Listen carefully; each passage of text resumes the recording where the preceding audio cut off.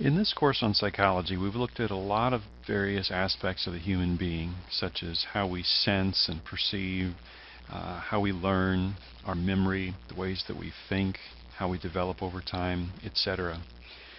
But how does all this stuff come together to be the unique individual person? That is, why are you the way you are in terms of things like memory or perception or learning? And why are you different from other people? The field of personality psychology seeks to answer these questions. It seeks to investigate what are the key things that make people unique from each other, as well as what is it that makes us similar to each other.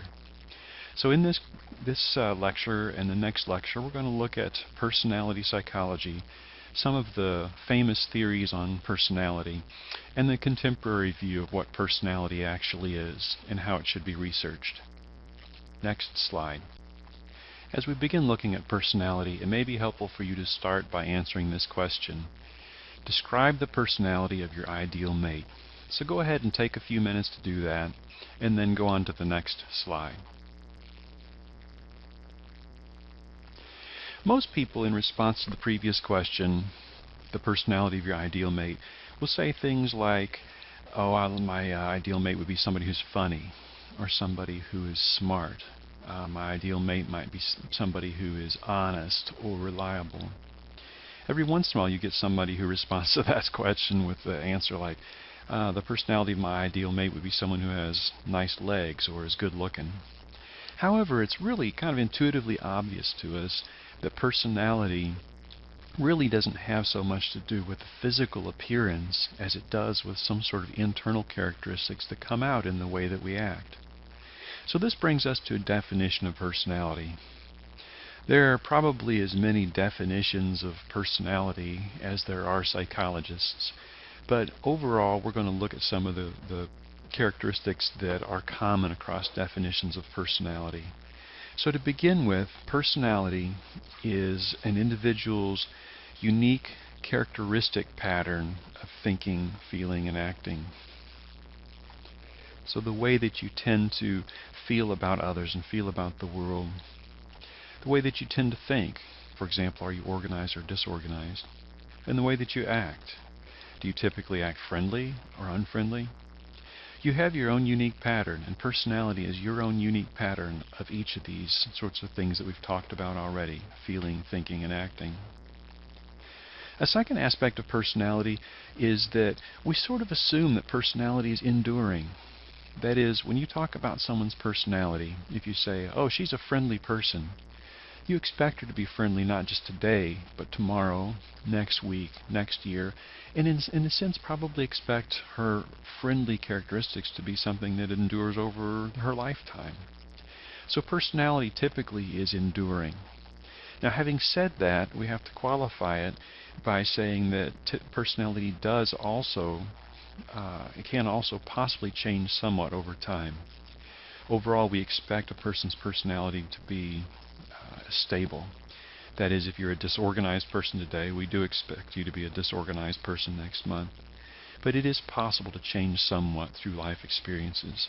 So, for example, if you're a disorganized person and you go into the military, they may teach you and drill into you some habits of organization that might then change your personality to some extent.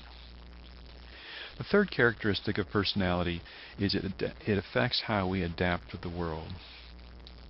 Personality ideally is something that's going to allow us to get along well with other people, to solve problems, to handle stressful situations.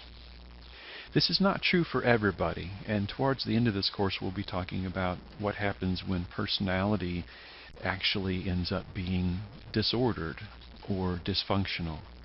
But for the most part, we walk around with personalities that help us to get along well in the world. Next slide. So why study personality? Personality has been a hot topic for well over 100 years. Many theories of personality have been proposed. But what's the big deal? Why should we study personality? Well, think of some of these questions. Why am I so disorganized? If I'm a college student, I'm going to succeed if I can be at least somewhat organized, and so understanding my personality may be helpful in answering this question. Personality psychology also studies things like how can I get along better with other people, such as my spouse, or maybe how could I get my employees to do a better job, how could I motivate them. Personality psychology also studies the answers to things like who would make a good missionary or who would make a good Peace Corps volunteer. Critical questions like should the mother or father get custody of this child? Or maybe even more critical questions such as did this man know what he was doing when he committed the crime? All of these things are areas that personality psychologists have claimed as their topics of study. Next slide. At the beginning of this class, we talked about theories. Theories are broad ideas or broad explanations that help us to understand behavior. And historically, as I've already alluded to, there have been many different theories to explain personality. Let me just encourage you to think of personality theories in such a wide variety, kind of like when you go to a car show, you see a wide variety of cars. And maybe some of the cars are kind of cool, maybe some of them are just sort of odd, some are elegant, and some of them you might look and just say, that's just kind of a stupid way to make a car. And as we look back historically over the theories of personality, we find that some theories are very elegant, some theories are kind of odd, and some theories have really not stood the test of time. They're kind of bizarre and have passed away over time. A couple of these pictures here on this slide illustrate a few personality theories that have gone the way of history. The first picture over on the left is a picture of three different body types of men. There was a fellow by the name of Sheldon who came up with a theory of personality saying personality is based on body type. So he called the people who are very thin, like the bottom left guy and bottom right guy in the triangle, people thin like that, he called them endomorphs. And he said that endomorphs tend to be shy, reserved, serious sorts of people. Over on the bottom left, people who are larger than average, he called ectomorphs, and said people with that body type have a personality of being kind of jolly or easygoing. And then people who are kind of in the middle are like the fella at the top of the triangle there. He called them mesomorphs. Mesomorphs are supposed to be the best adjusted and both humorous and have drive to succeed, and also can be serious as well when they need to. So Sheldon said your body type determines what your personality is. Over time, though, research evidence has not supported this, so Sheldon's theory has gone the way of history. On the right, you see a picture or diagram of a person's head divided up with in a lot of different areas there. This was from a theory of personality called phrenology. And the idea behind phrenology was that the shape of your skull determined whether or not, or what personality characteristics you have. So, for example, looking at the very back, you see the parental love. Phrenologists would examine the skull shape of people, and if they found a bump or a bulge at the very back, they said, well, this is a person whose personality is such that they could be a very loving parent. A little forward of that, just between the ear and the back of the head, they said this is the courage area, and if we examine the skulls of people and find that they bulge in this area, then we know that they're courageous people. Looking, let's see, up at the very top, we might find that people who at the very top of the head have bulges may be more hopeful or maybe more lovers of truth. Does phrenology work? Well, actually, research evidence has not upheld phrenology over time. And what we find is that phrenology is a theory also that's not taken seriously anymore in personality psychology. However, that doesn't mean that phrenology has completely been given up. If you look on the web, if you type in phrenology, that starts with a PH, phrenology, you're bound to find some websites of people who do take it seriously, and there's still people, though there's no scientific evidence to support it, there are people that still believe that you can tell personality by the bumps on the head. Let's go on to talk about some more serious personality theories. Next slide. One of these theories that has been around for a long time, pretty much since the late 1800s, is the theory of psychoanalysis.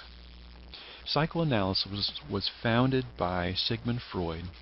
Freud was a Viennese Austrian. In other words, he lived in Vienna, Austria, back in the 1800s to early 1900s. And he was a psychotherapist and an author. And he wrote from approximately the late 1800s to the early 1930s. He proved to be a very influential man. And psychoanalysis is a theory that some people still adhere to today. Psychoanalysis is a very interesting theory in that it has some aspects of it that are still influencing our popular culture today, even though it's a very old theory and parts of it have become outdated. For example, when you think of a person who's extremely picky, extremely detail-oriented, and always has to have things their way, if you think about that, what's a four-letter word that starts with A that we might use to describe someone like that? The word that you may be looking for is anal. Why would we call someone anal? Well, this comes from Freud's theory, from the psychoanalytic theory. The idea that people who, during the time of their toilet training, people who withhold their feces and don't want to use the potty, are people who then grow up to be very picky and very detail-oriented and very rule-bound. Now, the research has not supported this over time, but you can see through watching television, sitcoms and so forth, you can see that the term anal is still with us, and we still use that term even though research hasn't supported it. So Freud's theory has influenced us. In the same way, the idea of our unconscious mind influencing our behaviors is something that Freud didn't, while he didn't invent it, he's someone who emphasized that, and over time we have become more and more convinced of the idea that we have some kind of an unconscious mind. That again is a legacy of psychoanalysis. Let's go on to the next slide and find out some more about Freud's psychoanalytic theory.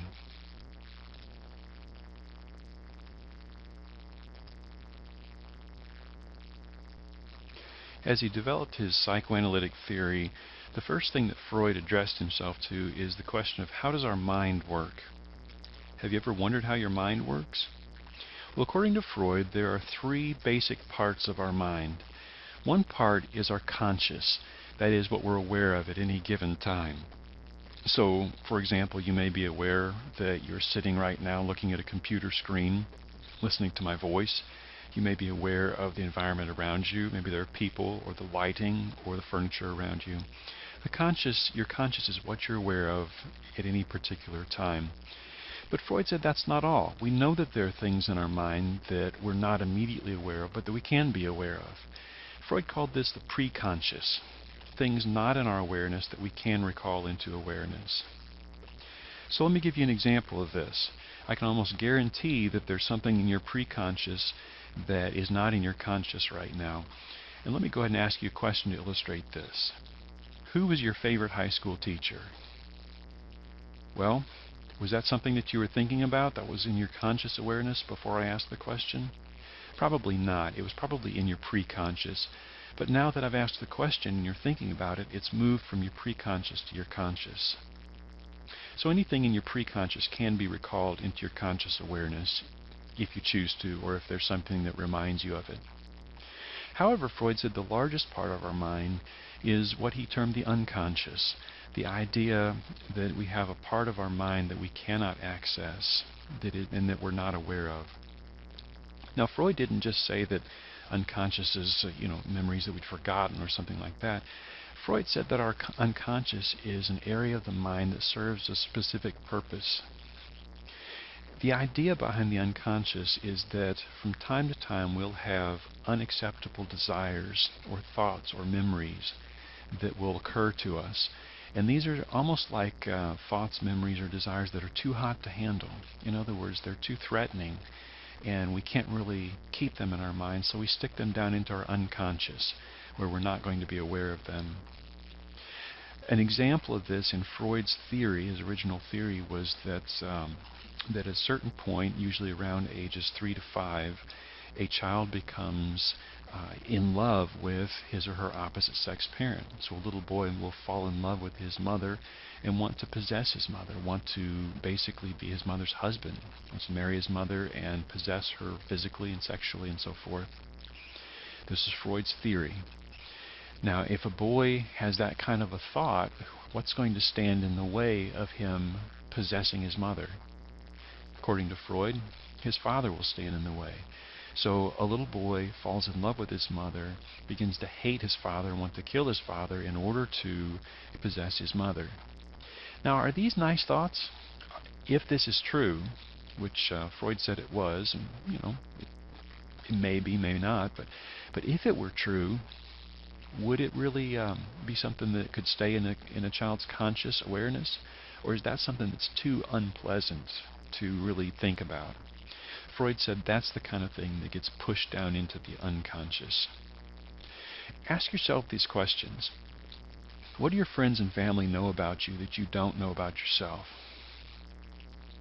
Have you ever wondered that? What did they see in you that you don't really see in yourself? Might they possibly be seeing some negative things in you that you don't even recognize? If so, it may be because these kinds of things about yourself, this awareness of yourself, has been pushed into your unconscious. Here's another question to ask yourself. What urge have you never acted on because of your fear of other people finding out? Or what urge have you never acted on because of your fear of God knowing, or even of how you'd have to see yourself if you had that urge? Then these urges, these are the kinds of things that Freud said get pushed down into the unconscious. The unconscious is locked. It's like a locked basement door. We can't open it up. In some ways it affects our behaviors, but we can't get into it voluntarily. Let's go on to the next slide to see a diagram of this whole conscious, preconscious, unconscious thing. Next slide. This is an illustration of what Freud talked about in terms of the mind. Freud said that we have our conscious mind, and he likened this to an iceberg. There's part of the iceberg that we can see, the part that sticks out of the water, but we also have a preconscious mind, and this is the part of the iceberg that's just under the surface that we can see if we look for it. But the vast majority of an iceberg, the vast bulk of it, is something that's going to be way underwater. So we hear this whole idea of, this whole phrase of the tip of the iceberg. Freud would say that our conscious mind is just the tip of the iceberg, and that most of what we are is our unconscious mind. In addition to conscious, preconscious, and unconscious, Freud also talked about specific parts of our personality: the ego, the superego, and the id. And we will talk more about these in detail. Next slide.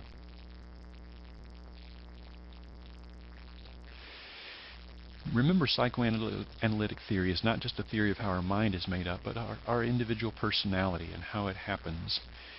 To Freud, personality is something that develops and changes as we grow.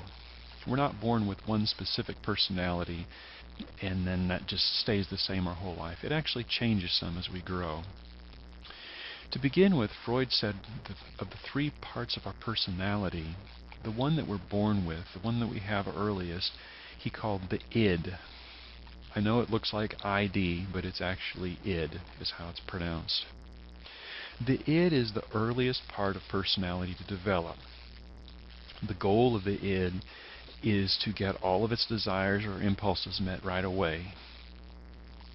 So think about two children, very small children, little babies, big enough to crawl, and you set a really cool toy between them. What's going to happen? The babies are going to both go for the toy. They're going to wrestle to get the toy, and whichever one gets the toy is going to be happy, and the one that doesn't get the toy is going to cry. Freud said this is the sort of thing that illustrates that most primitive part of our personality, the id. He said we're born with an id, where our goal is to get what we want when we want it.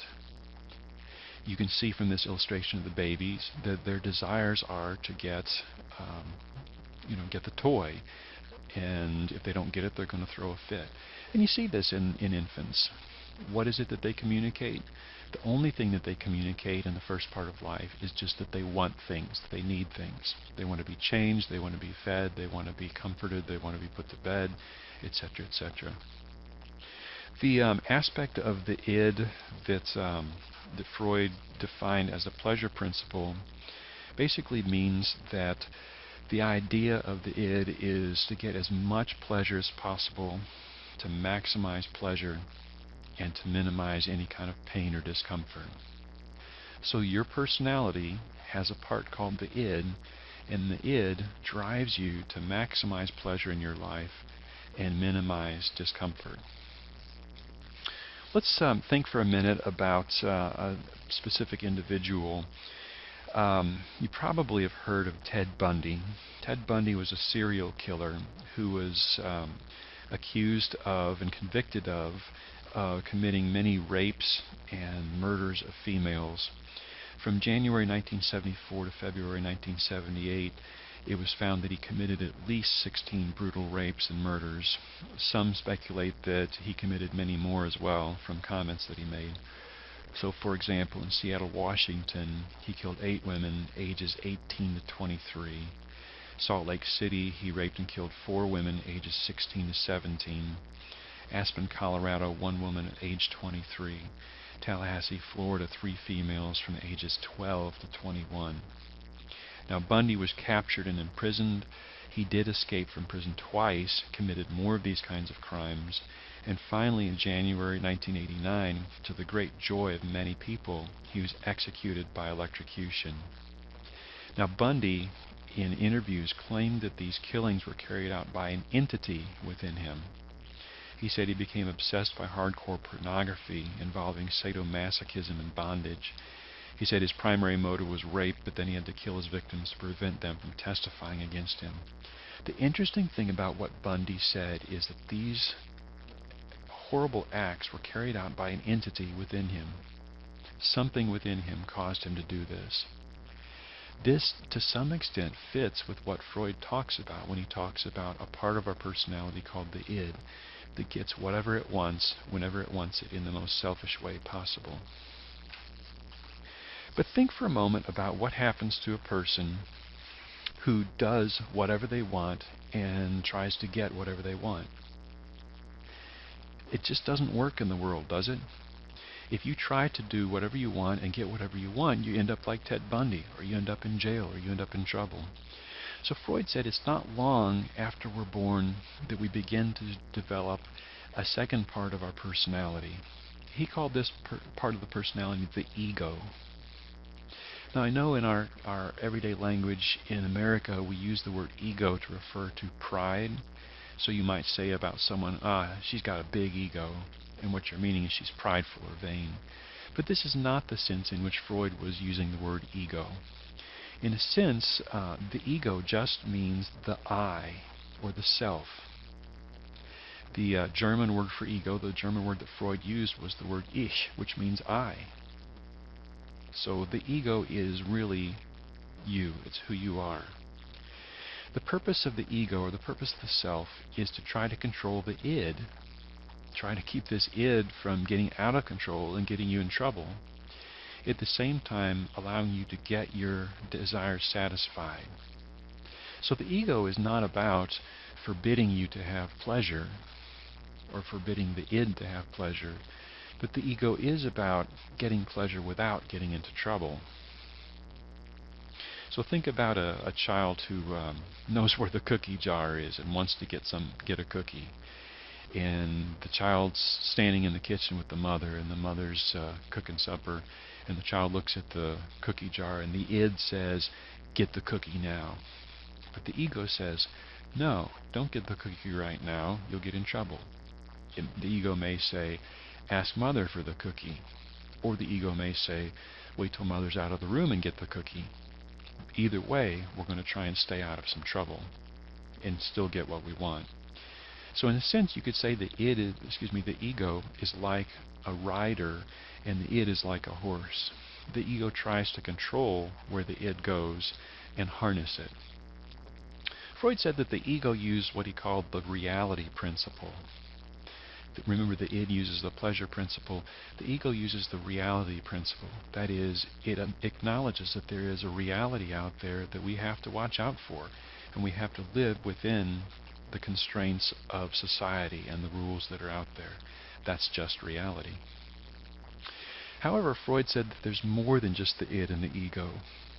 Now, Freud was a raving atheist. He was very much anti-religion, anti-God. He believed that belief in God was nothing more than mental illness.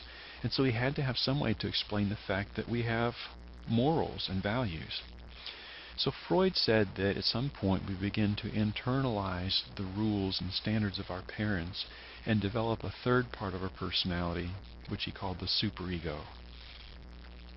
Have you ever heard somebody say about a behavior they've done, well, it's not wrong as long as I'm not hurting anyone else. It's not wrong if I smoke pot as long as I'm not hurting anybody else. Do you agree with that? Or it's not wrong if I'm addicted to pornography if it's not hurting anybody else. Do you agree with that? Most of my students, when I ask them this question, say, no, I don't agree with that. The reason being that you may not realize if you're hurting someone else by your behavior, and you may be hurting yourself by your behavior. And it's important not to hurt ourselves and also not to hurt others indirectly. The superego is the part of the personality that tries to keep us from hurting other people and hurting ourselves. In fact, we might call the superego our conscience. That's one of the terms that Freud used to describe it. Freud said we develop our superego by watching our parents and living under our parents' rules and standards. At some point we take those rules and standards and put them inside of us, where they're no longer the rules and standards of our parents, but now they're our rules and standards. The whole idea of internalizing your parents' standards is an important idea in psychoanalysis.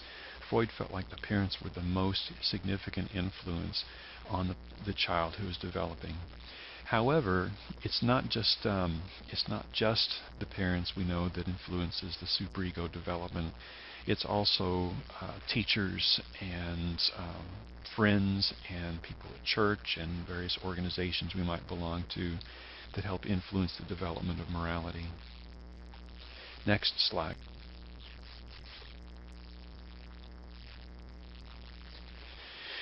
Freud said that there is always going to be some tension between the id and the ego and the superego. Each part of the personality is going to be trying to get what it wants, get what it can, get its way. So the superego and the id may be in grave conflict. The id may say, I want that new car, I'm going to steal it. And the superego may be saying, it's wrong to steal. And the ego may be saying, let's see how I could work to make enough money to buy that car. So all of the parts of the personality are in tension with each other. And this causes some anxiety when we experience tension. So for example, we may have moral anxiety when the superego threatens to overwhelm the rest of the personality with rules and morals.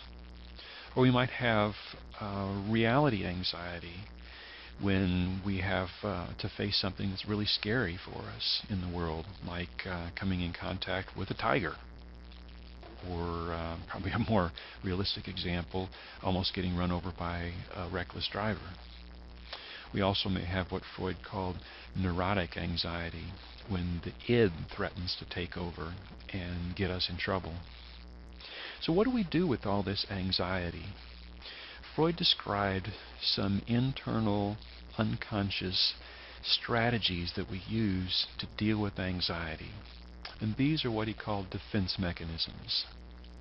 Defense mechanisms are unconscious emotional coping strategies.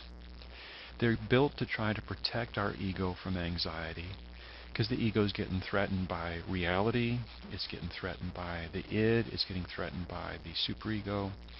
And so defense mechanisms are supposed to help the ego be protected from anxiety.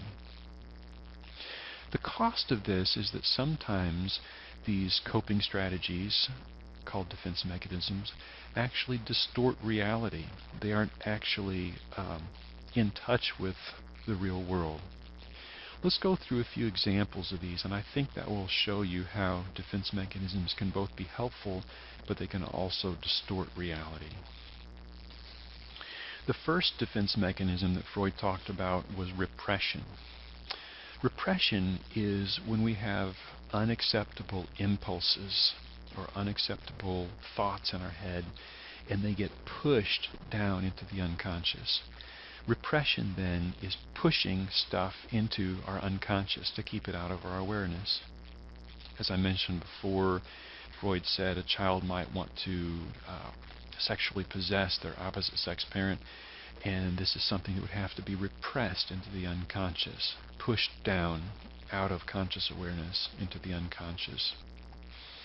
Repression is useful in that it helps us to be less anxious, but it's a distortion of reality in the sense that sometimes there are things that are going on in our mind that we need to be aware of. So, for example, if a person has been through a trauma, let's say that a soldier has been in a combat situation and has seen some horrific things and has repressed those into their unconscious, the soldier may still end up experiencing depression or anxiety, even if the soldier doesn't remember those things that he or she has been through. And so repression, while it can reduce anxiety to some extent, can also still leave us with sort of an emotional after effect that we need to work out in order to be healthy and well adjusted. Another example of a defense mechanism is what Freud called projection.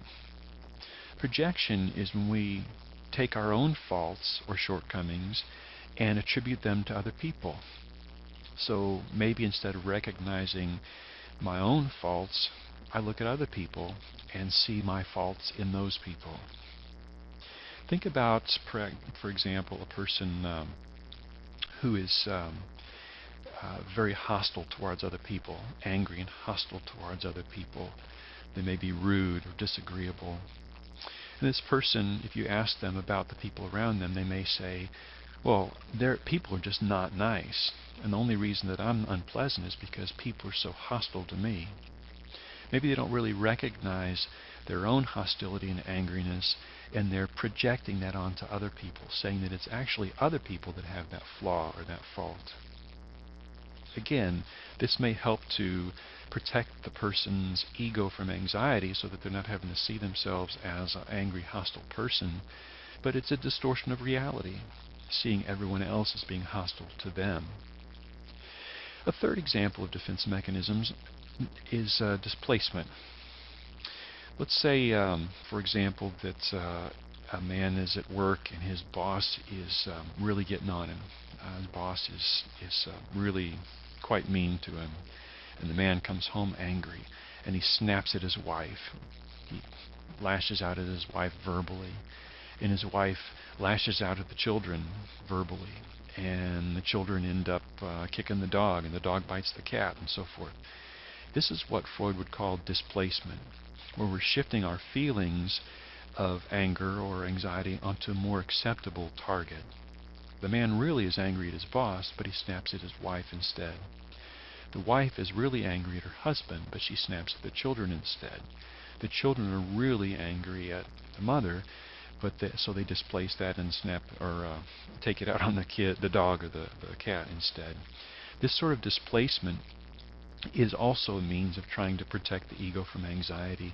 But again, it's also a distortion of reality because the person is acting in ways that really aren't honest.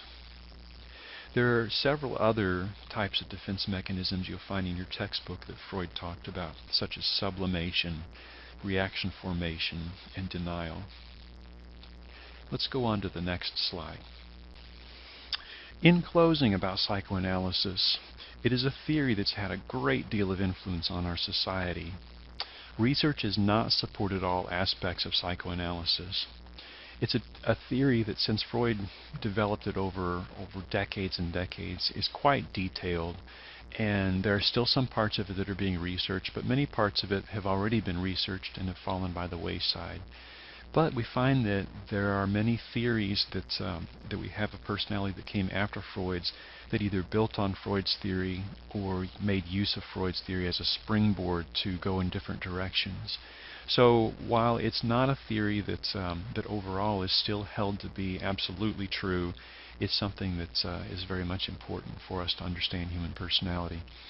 As we go on to the next lecture, we'll talk some more about some other personality theories, a humanistic theory called person-centered theory, and a more contemporary research-based theory. End of lecture.